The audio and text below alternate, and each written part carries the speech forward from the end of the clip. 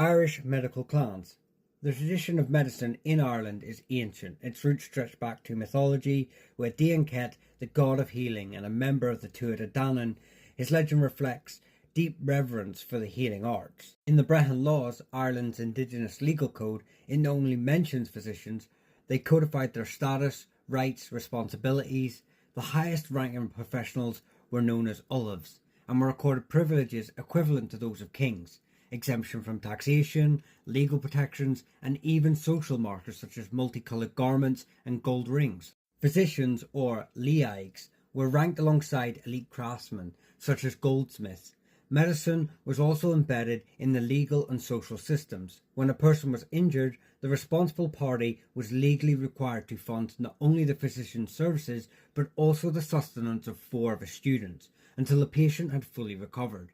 Specific recovery periods were outlined: 1 year for injuries to the limbs like arms and hands, 15 months for the legs, and 3 years for head trauma. Yet the system held physicians accountable.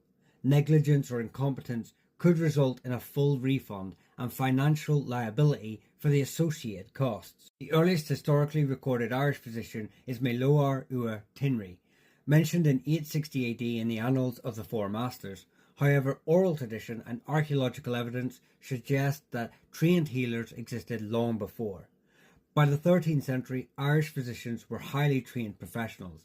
They had developed structured curricula and translated key European medical texts into Irish. Communal herb gardens, or livgarts, were also maintained by law in every territory to ensure access to medicinal resources.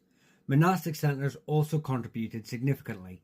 While it is uncertain whether formal medical instruction occurred in schools such as Armagh, Clonard or Lismore, the presence of extensive medicinal herb remains suggests that these monasteries were repositories of both religious and medical learning. Following the Norman invasion, access to continental medical literature increased, and by the 15th century, Irish scholars were translating major Latin medical texts, including portions of the Hippocratic corpus. We also have evidence of Irish physicians holding formal degrees, such as bachelors in medicine, from the 14th century, and these records affirm scholarly rigour and international awareness of Irish medical education. Ultimately, the decline of the leaig tradition came with the imposition of the penal laws and increasing colonial pressures in the 17th and 18th centuries. Nonetheless, for over a millennium, Irish physicians were not only healers but also legal figures, scholars and custodians of a deeply respected and remarkably advanced medical tradition.